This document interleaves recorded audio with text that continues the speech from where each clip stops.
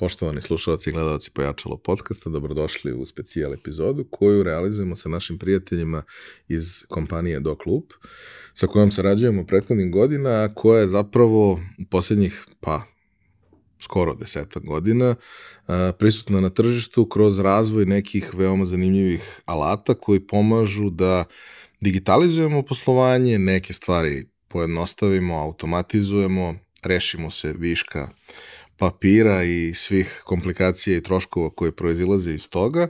I danas nam je u gostima Bojan Brajović. Dobrodošao. Zdravo, bolje te našao. Ja sam sad rekao kako ja vidim šta vi to, a šta vi stvarno radite? Super mi je ovo kako si najavio, meni je sve vreme u glavi čudni su putevi digitalizacije.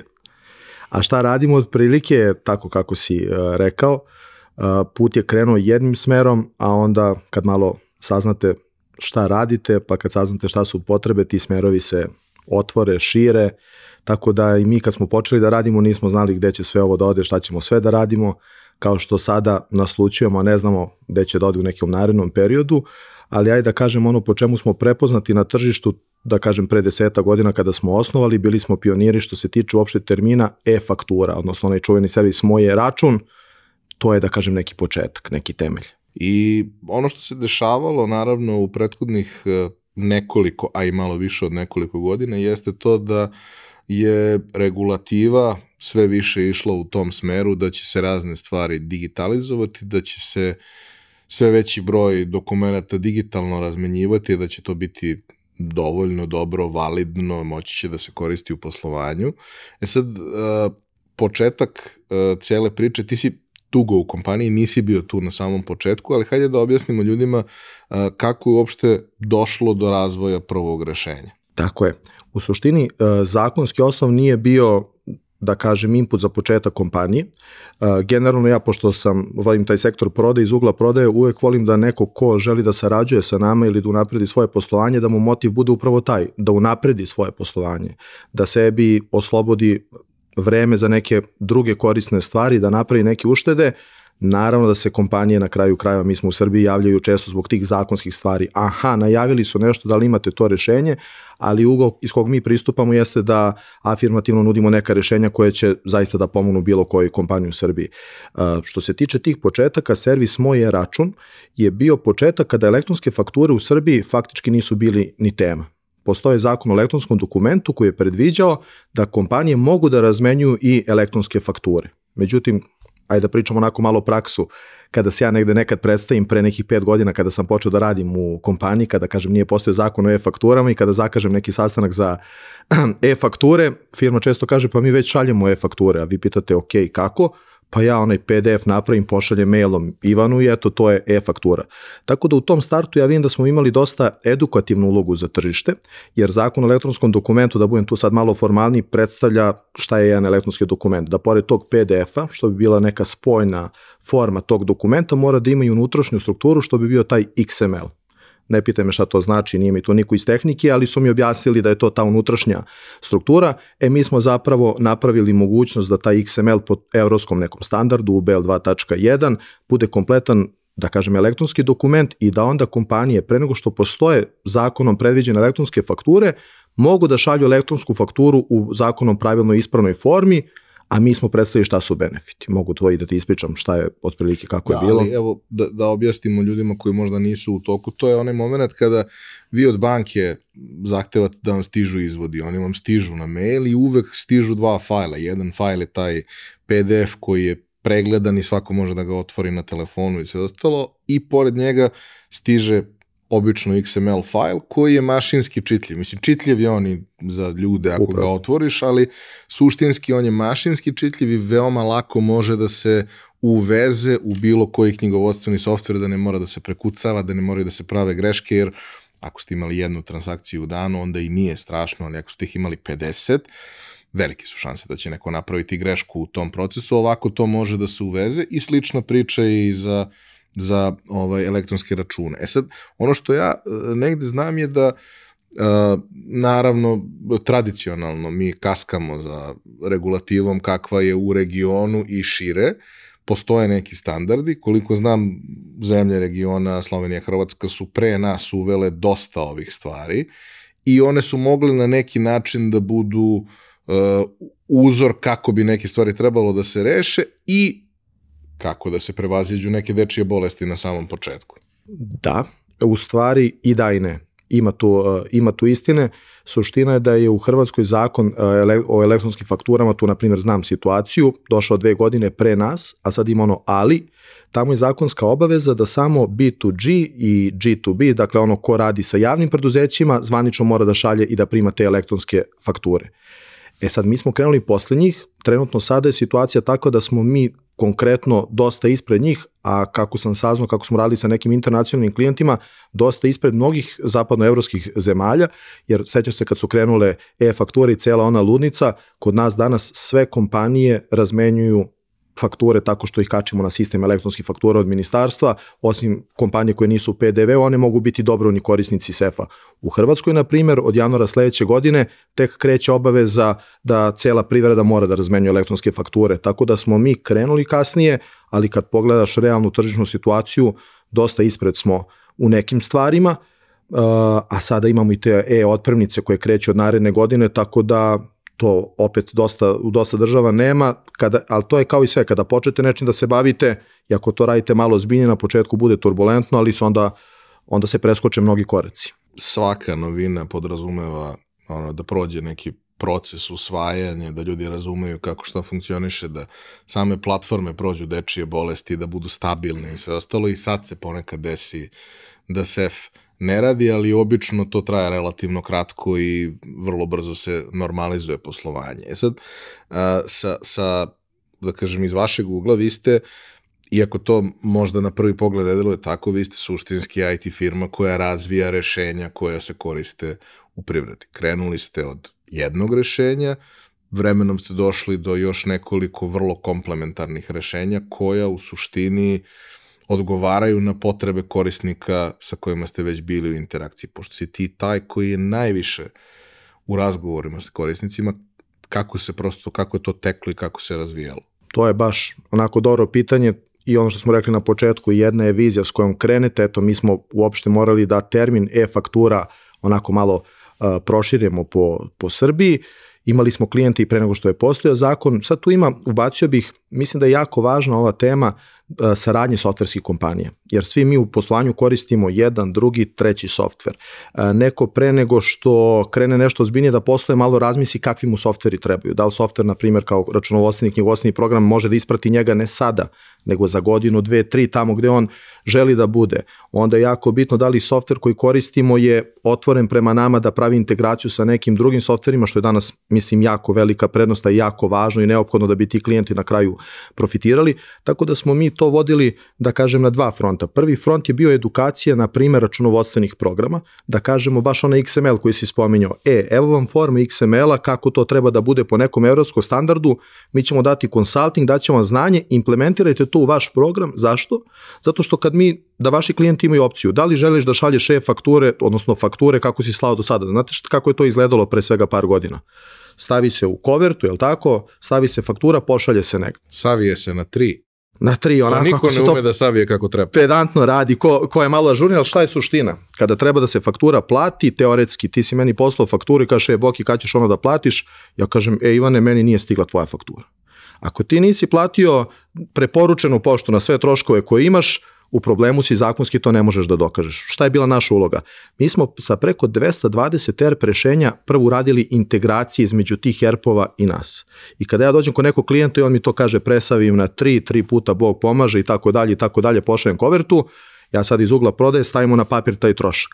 Pa koliko te košta papir, koliko te košta štampač, koliko te košta toner, koliko te košta markica, dobrovoljna markica, ovako, onaka, i koliko te košta kad ti se sve to vrati pa šalješ ponovo ili platiš preporučeno.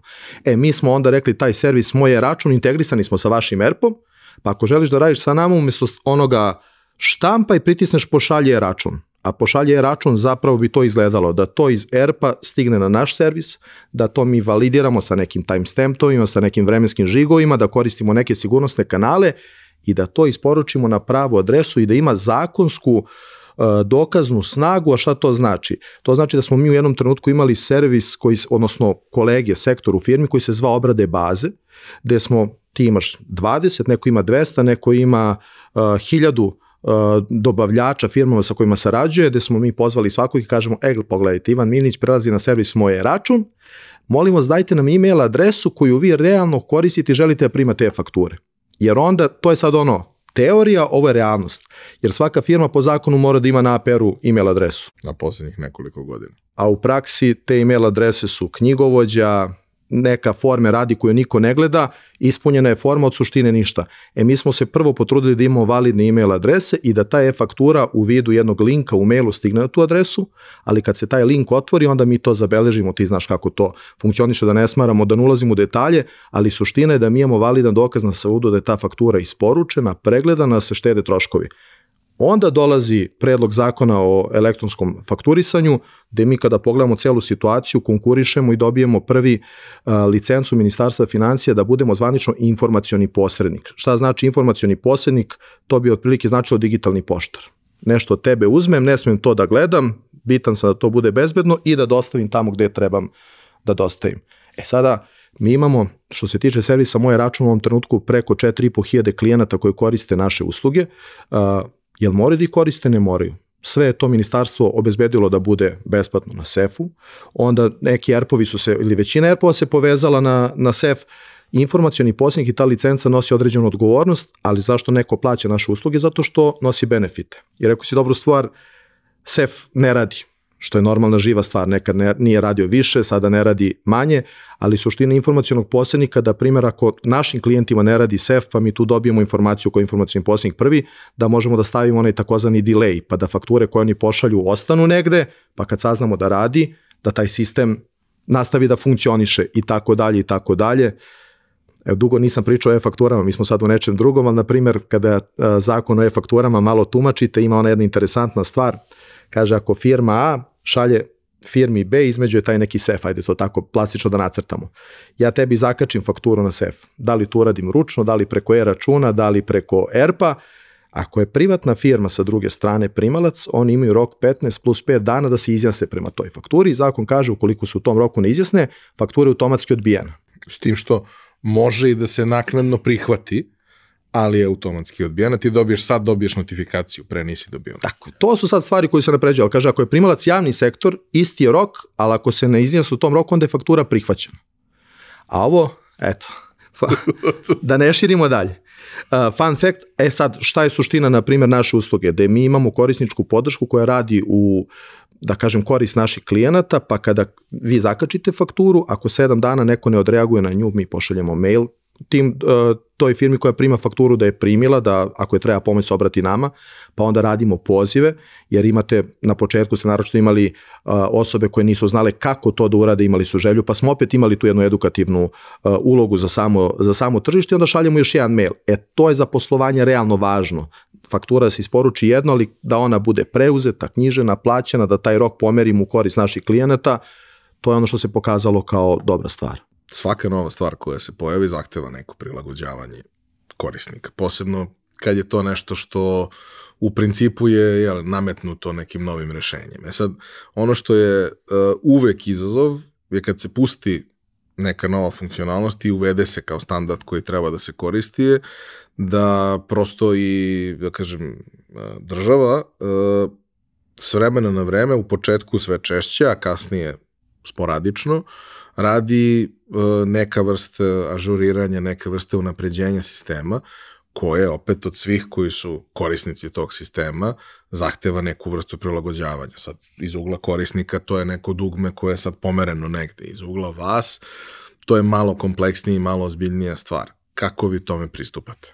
Da kažem, te stvari su deo naše svakodnevice u poslovanju. Prosto smo organizovani tako da pratimo sve promene, da insistiramo da komunikacija ide od nas, da ako treba i preventivno pitamo ministarstvo da li se planiraju neke nove stvari, jer tu jedni drugim olakšamo. Ako mi iskomuniciramo našim klijentima da se pripreme za nešto ili im dostavimo tehničku dokumentaciju, tako će sistem bolje funkcionisati. Sad što se toga tiče, na primjer, tu najveći problem imaju ovi veliki sistemi, velike firme koje rade u ERP-ovima, na primjer SAP ili na Visionu, gde kada se izmeni tehnička dokumentacija, nečiji su programeri u Indiji, nečiji su u Nemačkoj, nečiji su u, da ne nabrajamo sada redom zemlji, i onda taj moment da se to iskomunicira je dosta izazovan. Tu možda dolazi do izražaja uloga informacionog posrednika, gde mi svim našim klijentima momentalno javljamo koje su izmene i ne samo njima, već ERP-ovima koje koriste naši klijenti, rekao sam ih preko 220, dostavimo i tehničko uputstvo i kako bi to trebalo da izgleda, šta trebaju da urade, tako pomažemo više manje svima.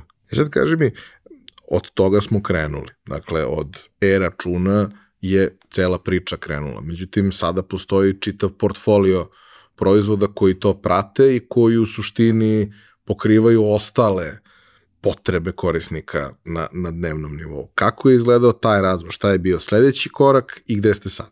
Upravo tako, to je ono što smo spominjali na početku, gde smo mi imali neki plan, ali nismo mogli da pretpostavimo u kom smeru će dalje da ode ceo ovaj, da kažem, biznis, cela ova naša industrija, a suština je bilo je turbulentno kada je krenuo zakon kao i uvek se to izguralo i leglo u jednom trenutku i sve kompanije na ovaj ili na onaj način šalju i primaju elektronske fakture. Međutim, kada imate toliki broj klijenata i ako ste posvećeni svojim klijentima pa sa njima komunicirate, onda obiđete klijenti i kažete jel funkcioniše sve sada kako treba, jel nema stresa, nema. Mi smo uglavnom u tim trenucima, jer je svima su bitne izlazne fakture, ono što mi fakturišemo gde trebamo nešto da naplatimo. Onda kad je to rešeno i to je ok, onda pitate, a šta vi radite kad vama neko zakači fakturu na sef?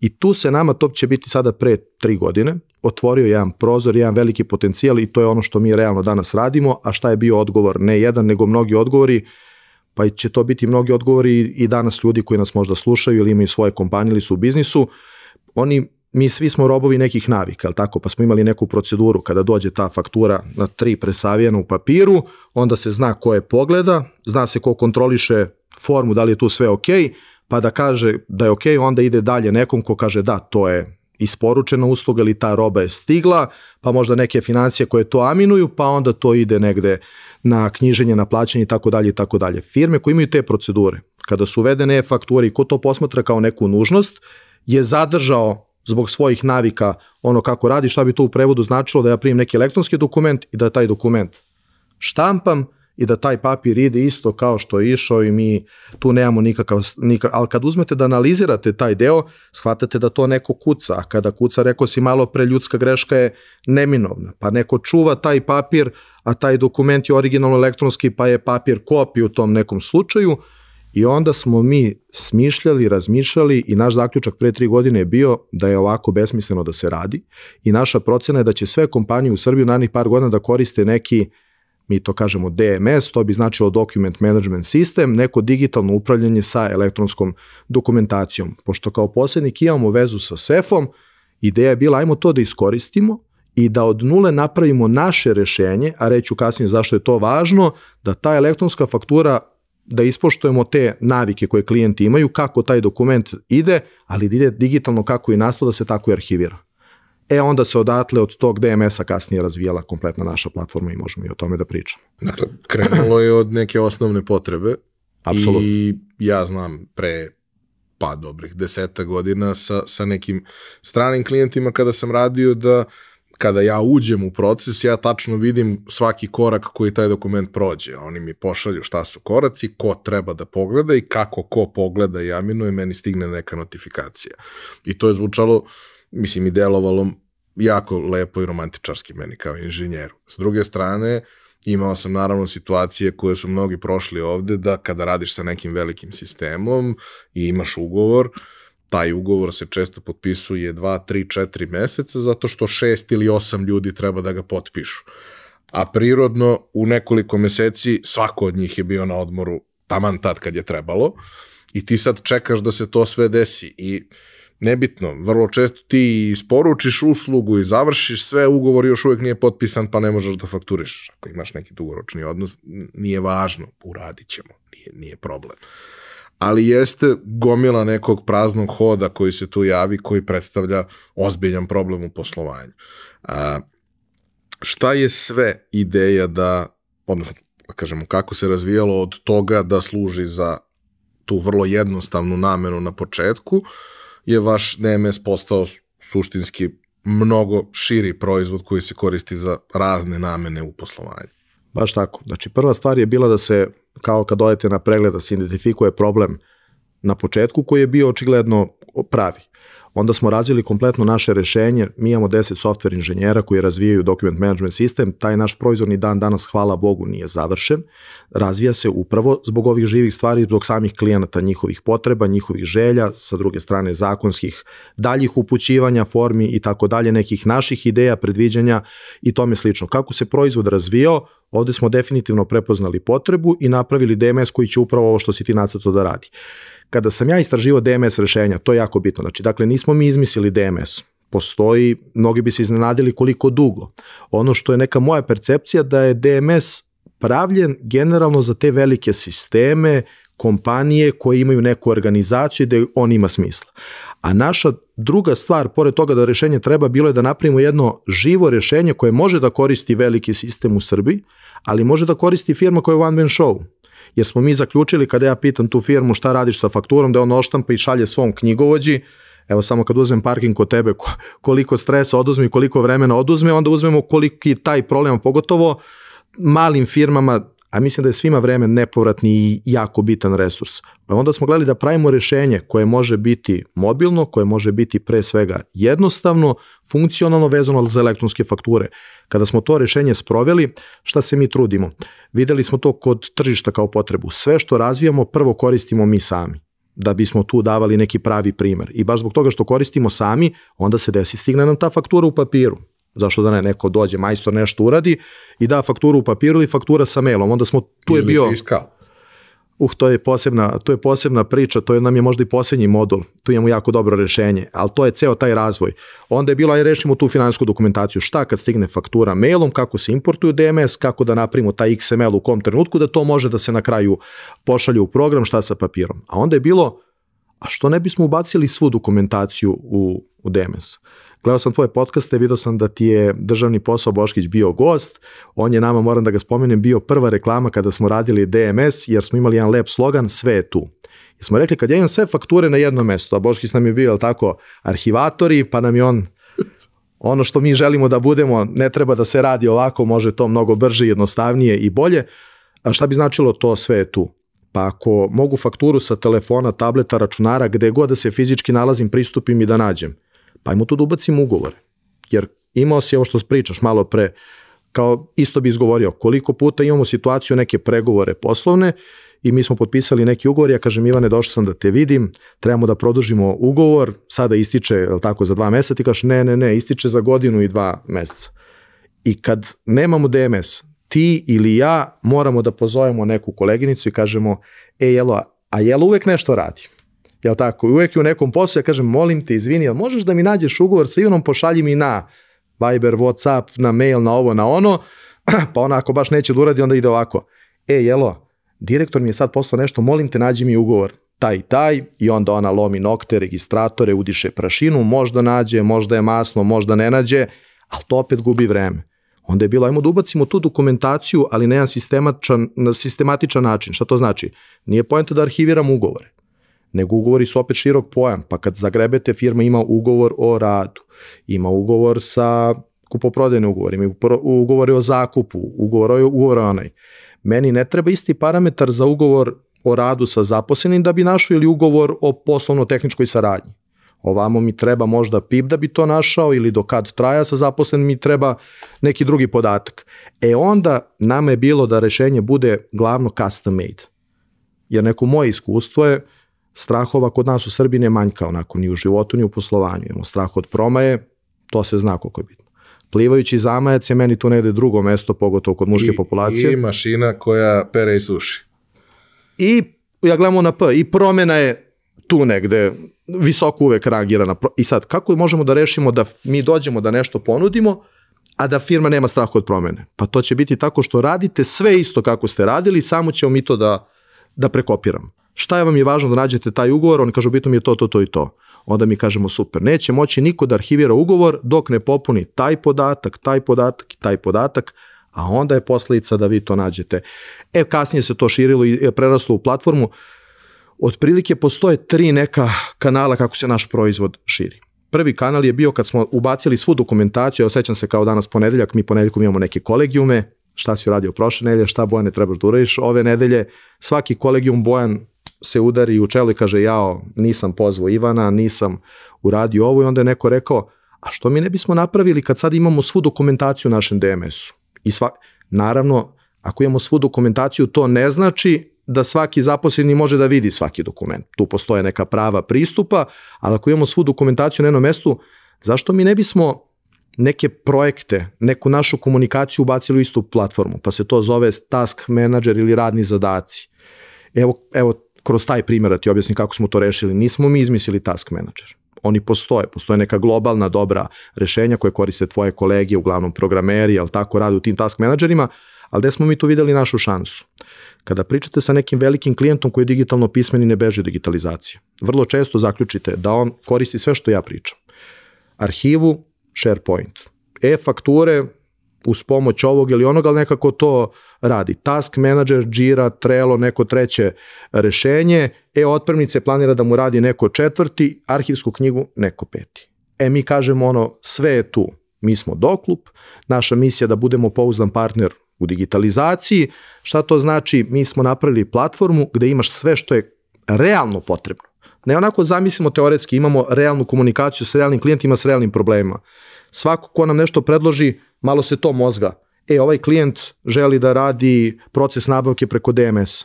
Ajde da vidimo da li je potrebno to. Pa vidi, to je potrebno i ovom, i ovom, i ovom. Svi imamo taj problem. Jer generalno ti to radiš sa firmama. Svako misli da ima samo taj problem i da samo oni tako rade. Već im bude lakše kad vide da i svi drugi rade tako. Mislim, to što si rekao na početku da postoji veliki broj DMS rešenja, raznih proizvođača, ima i sjajnih rešenja.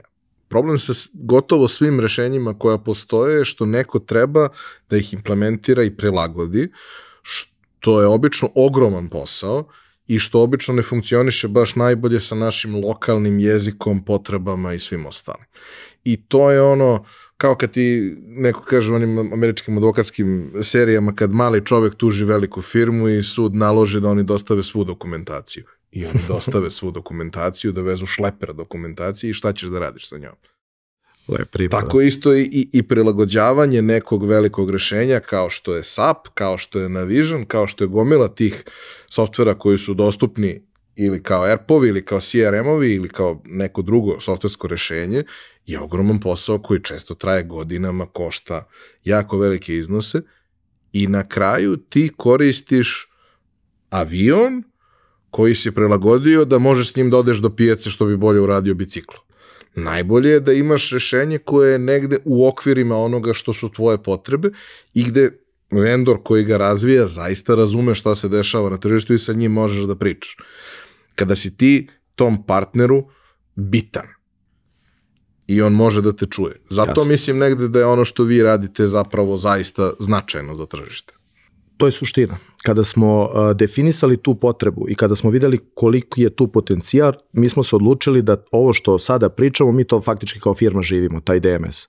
Dakle, mi radimo, i to je realno naša prednost, samo to. Znači, postoje DMS-ovi na tržištu, ali ćeš često vidjeti da je to neka velika poznata firma koja je poznata po ovom, ima i DMS. I DMS je namenjen za velike sisteme. A zašto smo prepoznali potrebu? Zbog ovoga prvo što smo radili, kakva je potreba tržišta, to treba i malom i srednjem i velikom. Mi smo sve naše resurse fokusirali poslednje 3 godine, mogu da kažem, DMS. Mi proizvod nudimo tržištu komercijalno jedno 2,5 godine, razvijamo ga 3 godine i to je jedan živ posao, a sada iskustvo implementacije, problematika jednih, drugih, trećih, alati koji su nađeni za to, to je neprocenjivo. Jer nije ista, ja sam ovo verovao i pre 3 godine da imamo jako dobru ideju da je to tržištu potrebno. Danas mi imamo preko 650 klijenata document management sistema koji su jako heterogeni. Dakle, imamo prvo javni sektor koji niko ne voli da pominje, meni su oni sjajni lakmus papir da li je rešenje user friendly. Tako je.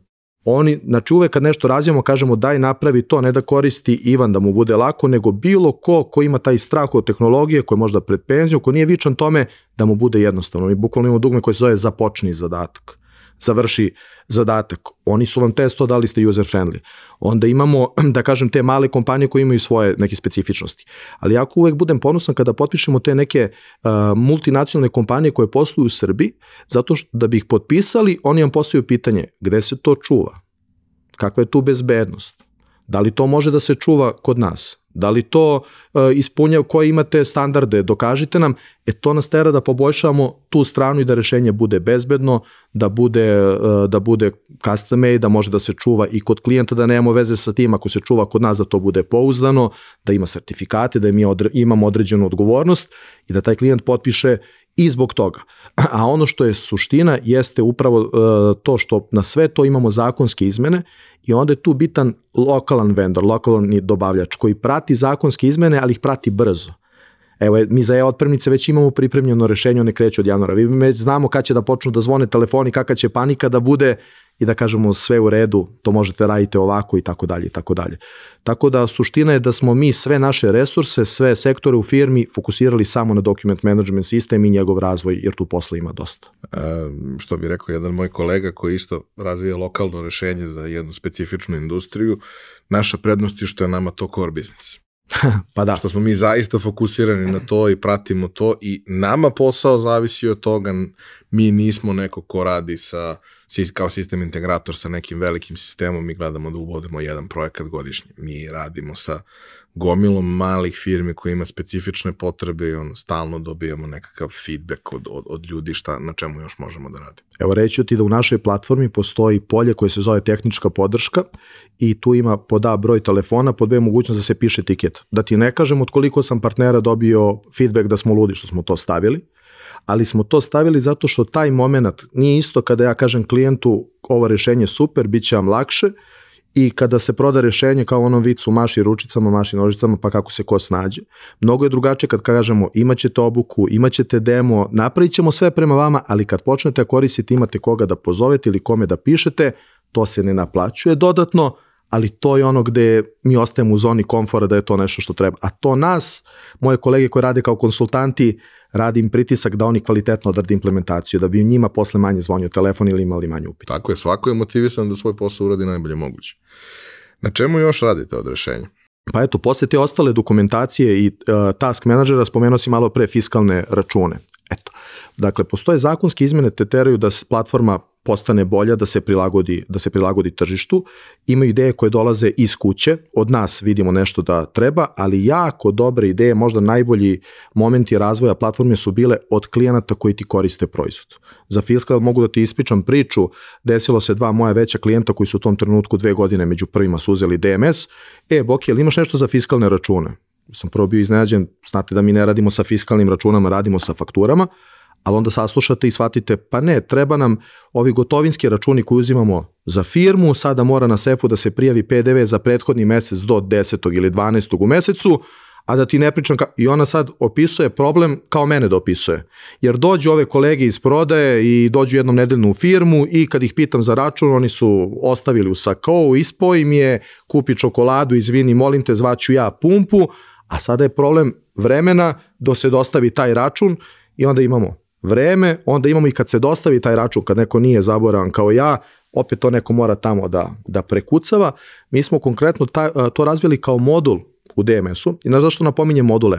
Sve module koje mi razvijemo su opcija našim klijentima. Ovo mi treba, uključi. Ne moram ja to da plaćam ako mi ne treba. A taj modul smo razvili tako što je to danas mobilna aplikacija i ti imaš 30 zaposlenih koji donose fiskalne račune, da li koriste iPhone ili koriste Android, skine se, mi napravimo nalog i kada se donese račun za firmu, skenira se QR kod, mi sa portala Poreske uprave skidamo taj račun i možemo da pravimo custom. Računovodstvo je, na primjer, jako, ne znam da li znaš, pa kako ne znaš. Znaš one momente kad si s nekom na poslovnom sastanku, on traži račun, onda okrene račun i piše nešto hemijskom. Vodio sam Minića na ručak, jel to treba tamo nekom računovodstvu. Sve smo im to napravili da može. Da može da se napiše ta napomena, da može se stavi da je to plaćeno biznis karticom, da može se stavi da je to ugostiteljski usluge ili parking ili pranje automobila i da se klikne klik. Kada se klikne klik, taj račun se pojavljuje gde god klijent hoće. Neki kažu nek se pojavi u računovodstvu, ona sada vidi taj PDF, ali vidi ove dodatne podatke, a ako smo mi uradili integraciju sa ERP-om, sve to se automatski knjiži. Ja najviše volim, to sam došao na benefit. Da imamo benefit, to nije zakonska obaveza. I ja mnogo više volim klijenta koji to uzima zbog benefita skraćenja vremena, on račun može da baci iste sekunde, ima ga na svom telefonu, računovodstvo ga ima gde treba, a ti kao vlasnik biznisa možeš da praviš razne izveštaje. Daj mi sve od 1. do 30. šta je potrošio Bojan, šta Ivan, šta mi je ovamo, šta mi onamo, a to su jako bitne informacije. A onda tu imaš, a šta ako račun, nemam fiskalni račun, to se desi često sa onim aparatima za parking, pa smo onda napravili mogućnost da može da se slika, ili imaš firme koje imaju komercijalistu u inostranstvu, pa smo napravili da iz te aplikacije može da se slika, da se popuni šta treba i da se opet dostavi ili da se kuca kao na nagradnoj igri, onaj PFR broj. I se desi nekada štampa nije dobra. Eto, to ti je jedan realan primer kako se platforma razvija i to su ta najbolja unapređenja. Kada nam neko nacrta problem koji ima, kada mi razmislimo da je taj problem ne samo te kompanije, nego mnogih drugih, uključujući i nas, i onda napravimo jedno rešenje koje će da bude ne polovično, nego da zaokruži svaku situaciju. Sad imamo situaciju da, e-računi postoje već nekoliko godina, nema neki veliki priliv novih klijenata, jer prosto samo nove firme su potencijalno novi klijenti, da kažemo, u nekoj redovnoj bazi. Voleo bih da napravimo neku vrstu predloga, neku vrstu saveta za nekog ko sada osniva firmu i neće biti paušalac, osniva nekakav DO, ima ambicije da od toga pravi nešto, da ima zaposlene, da to raste. Kako vi njega možete da ispratite u tom procesu? I kako je najbolje da pristupi razgovoru sa vama? Čuo sam na jednom sastanku, ovo sad dok mi pričaš, moram da iskoristim tu rečenicu koja je onako baš ostala u sećanju. Na jednom poslovnom sastanku, kad sam ispričao šta mi radimo sa jednom ženom koja ima dosta iskustva u biznisu, kaže, pa mislim da i ona od to nekog čula, otprilike rečenica glasi ovako: prošlo je vreme kada veliki jedu male, došlo je vreme kada brzi jedu spore.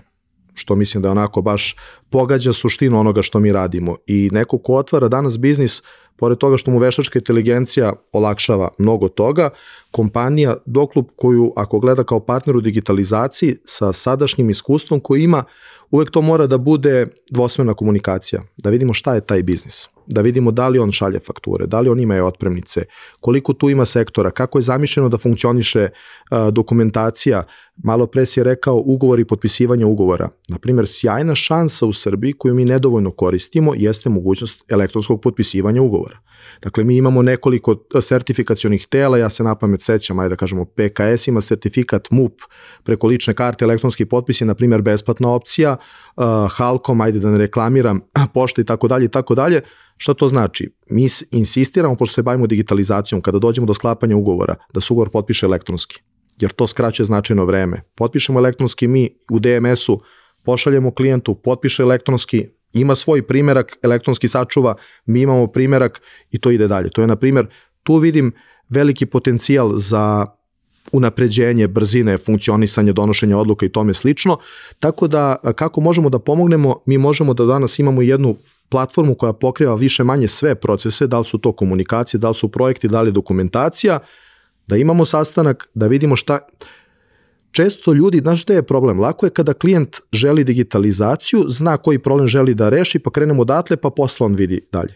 Nije meni problem klijent koji neće se digitalizuje i to odbija. Mogu to da objasnim. Meni iz prakse najveći problem kad neko hoće digitalizaciju, kad ga pitaš šta, ti meni reci. Da vidimo nešto. Daj nešto. Tu je onda sad dolazi ne samo ideja, nego iskustvo. To ne može bez iskustva. Onda morate postaviti prava pitanja. Kako ti radiš sa fakturama? Gde ti je knjigovođa? Je li interno ili eksterno? Kako mu šalješ? Je li imaš fiskalne ulazne račune ili nemaš? Ako ih imaš, kako funkcioniš? Aha, evo, to ti treba. Arhivska knjiga, evo, na primjer, nju nismo spomenuli. To je opet jedna zakonska obaveza da se predaje u digitalnoj formi. Ovo sve što sam ti do sada pričao, to znači da klijent koji koristi DMS ima svu dokumentaciju na jednom mestu. Pa onda je bilo, pa što ne ubacimo onaj broj saglasnosti koje svaka firma dobije u pozadini DMS-a, pa onda ona da beleži koliko se čuva ugovor, koliko se čuva faktura i kad dođe onaj moment u aprilu gde trebaš da predaš arhivsku knjigu za prošlu godinu, da ne bude u martu, mora arhivska knjiga, pa neko dobije zadatak da ide da popisuje dokumentaciju i da pravi onu Excel tabelu, ili da platimo nekog eksterno da nam to radi, nego se tu u DMS-u radi na jedan klik, povuku se svi podaci, izveze se arhivska knjiga. Eto, to je otprilike put kako idu te realne stvari. Jedna od važnih stvari o kojoj nismo pričali skoro ništa, a mislim da jeste poenta digitalizacije, jeste taj moment da taj neki footprint koji mi ostavljamo na životnu sredinu malo smanjimo, jer svaki taj beli papir na kojem se nešto štampa ko je gledao, dosta jedan komplikovan proces kako do njega dolazi, koliko se potroši vode, svega ostalog, da bi neko mogao da oštampa nešto što nikada nije ni trebalo da bude oštampano. U ovom celom ekosistemu sada mi jesmo stimulisani da razmenjujemo stvari što je više moguće digitalno i gomilu stvari, i kada želimo da prikupimo, možemo da dobijemo u digitalnoj formi kroz e-upravu i slično. Jeste vi merili, gledali kakav je uticaj zapravo u praksi na ekologiju imaju vaše rešenje? Mi konkretno, posle nekoliko godina rada, kad smo malo seli sa sobom, pričali šta je to što mi radimo, gde je to gde mi želimo da idemo, šta mi to donosimo našim klijentima. Kad smo to analizirali, mi smo pre nekoliko godina otvorili sektor zaštite životne sredine, jer je jako povezan sa ovim što radimo i time se bavim, da kažem, bavimo na jedan ozbiljan način. To je sad uglađeno formalno da ti kažem. Što se tiče prakse, nažalost, to što si ti sada spomenuo, većini kompanija nije ni blizu nekog realnog prioriteta. Tek posle kada nešto koriste, pa kažete, na sve to je benefit što smo mi malo uštedeli, što ste vi prošle godine potrošili toliko desetina hiljada papira, a sada niste. Mi se bavimo ekologijom tako da opet to ide kroz naš primer. Mi u kompaniji radimo, recikliramo. Prva akcija, čini mi se, koja je bila, sadili smo 350 stabala za 350 klijenata, gde smo u sistemu videli da su najviše dokumenata poslali preko našeg sistema, pa smo na taj način želi da pošaljemo poruku. Kogod da se bavi ekologijom, da treba da se učestvuje sa naše strane, mi smo tu uvek raspoloženi. Tako da smo i čistili parkove, čistili smo šume, čistili smo reku, koje kakve sadnje smo radili. To je malo onako borba sa vetrenjačama, ali mi kažemo to jedino može se promeni kroz konkretne primere. Sad, opet kompanije gledaju benefite, mi kažemo to trebamo, meni je nacionalizam onako u pravom smislu reči pada mi na pamet Slovenija. Kad prođem kroz zemlju, ja vidim na oko da je to sve pod konac. Super je biti onako, voleti svoju zemlju, pevati neke pesme, ali mi baš nije nacionalno odgovorno da posle te pesme odem i bacim veš mašinu u reku, što se dešava. Ili pokraj puta koji je naš put, da vidimo ono što sve vidimo, i mi želimo da te male poruke, ja ću da uradim šta treba, pa ti ako ti nije glupo radi, možda ti promenim svest, a iz poslovnog ugla postoji situacija gde sada izveštavanje, ESG izveštavanje postaje neka obaveza, sve je svesnije. Mi, na primjer, delimo i sertifikate krajem godine, gde radimo analizu naših klijenata, radimo koliko je karbonski otisak ušteđen za koju kompaniju, koliko su potrošili papira, odnosno nisu štampali ove godine papira, pa dajemo sertifikate, odnosno takozvane zelene sertifikate, pa te kompanije to mogu da iskoriste u svojim ESG izveštajima da su napravili neke pomake. Sad to u praksi ide, veliki sistemi su toga svesni, imaju resurse, imaju sektore koji se time bave, mali su onako kao kad bi pričali sa fizičkim licima, neko to vodi računa, zovite me, hoću, nekog to uopšte ne zanima, ja želim da rešim taj problem, ali mi to konstantno komuniciramo i to je, kažem, jedna dugotrajna borba, ali mi ako pomerimo za malo tu svest, uradili smo nešto dobro. Znaš kako, ja se držim onoga što je jedna od prvih stvari iz menadžmenta koju sam ikad naučio i naučio sam i od Ćaleta, ne možeš da upravljaš nečim što ne meriš. Tako da i ovo da si svestan toga i da imaš neku vrstu i, da kažem, praćenja toga svega, znaš, to su lepi problemi koje treba rešavati. Mi često trebamo da rešavamo mnogo teže problema, a to je preživljavanje nekih biznisa u vrlo teškim tržišnim okolnostima. Oni kada prevaziđu to, bavit će se lepšim stvarima. Dobro je da je tu neko da im pokaže, ukaže, da im pokaže ličnim primjerom da ta vrsta aktivnosti ima smisla, i ja verujem da će i tržišno i kroz, da kažem, taj neki pritisak koji uvek dolazi od multinacionalki koje dovode nove stvari na ovo tržište i onda zahtevaju od svojih, da kažem, klijenata sa kojima rade i partnera da prate određene standarde, verujem da ćemo i mi vremenom doći na neki zadovoljavajući nivo. Moje mišljenje je da mi se, na primjer, trudimo gde god postoji mogućnost u akcijama da uključimo decu i mislim da je tu šansa što se nas tiče. mislim da je svest kod njih mnogo višem nivou što se tiče prirode nego kod starijih, možda baš zbog ovih okolnosti da ljudi nisu imali vremena da misle o tome, pošto i sam imam ćerku, sećam se kad smo bili u parku pa neko seče drvo, a ona je bila mala pa kaže tata što to radi, to je živo biće i onda ja kažem aha, oni to posmatruju na drugi način i onda ta edukacija i nastavak toga da postoji potencijal je možda nešto gde može se promeni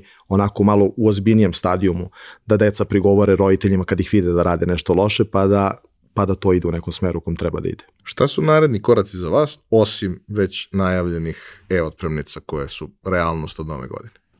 Ne znam odakle da krenem. Naprimjer, jedna interesantna stvar, da nas zanimaju i druga tržišta, jer e-fakture su strogo vezane za našu zemlju po našim, da kažem, pravilima kako su propisana. Kada pričamo o document management sistemu, to je primenljivo više manje za svaku firmu bilo gde da se nalazi. Tako da mi već imamo nekoliko klijenata iz Hrvatske, imamo klijente iz Belgije, imamo klijente iz Švajcarske i tu vidimo jedan potencijal za rast. Drugi potencijal jeste da smišljamo nove proizvode, nove potrebe klijenata da rešavamo, da budemo proaktivni, da to nudimo sada. Uvek nudimo prvo našim postojećim klijentima, ali nudimo i tržištu generalno.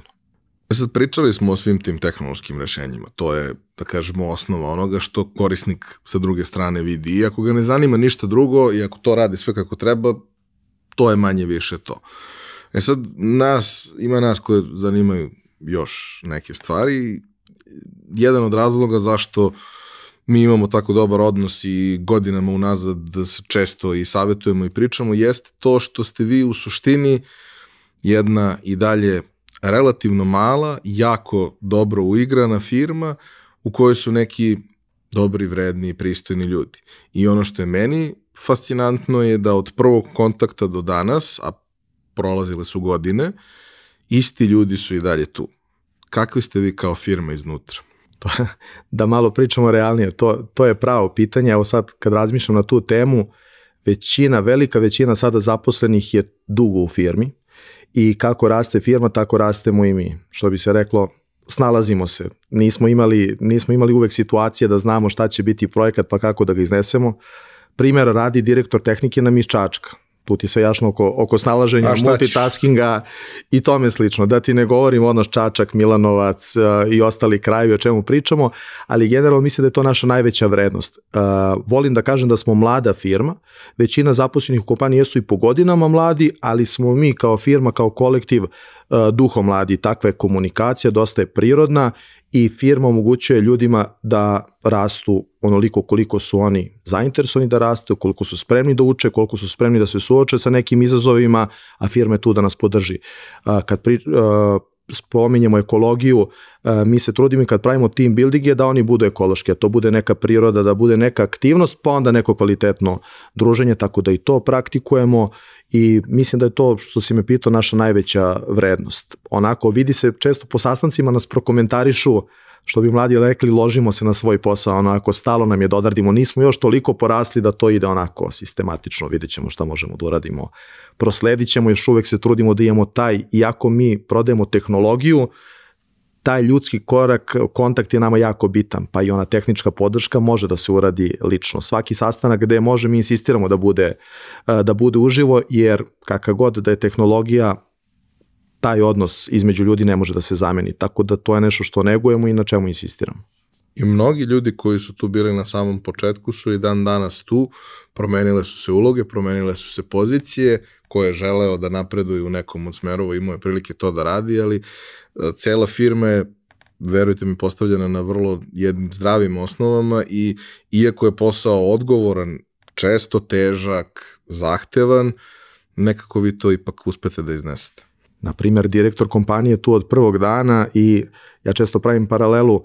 Imao sam kad sam bio mali, dede je stalno pričao priče kad Drugi svetski rat, kad je on bio mali, šta je radio Nemcima, tako s vremena na vreme kad je situacija, Nenad priča kako smo počeli iz huba, pa prvi stan, drugi stan, da bismo došli na neke situacije.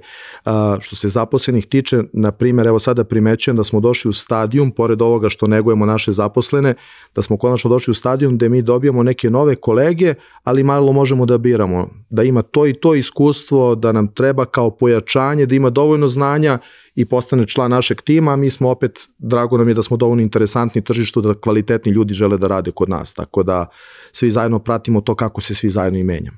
Hvala ti puno. Hvala za to što si podelio ukratko šta je to što vi sve radite.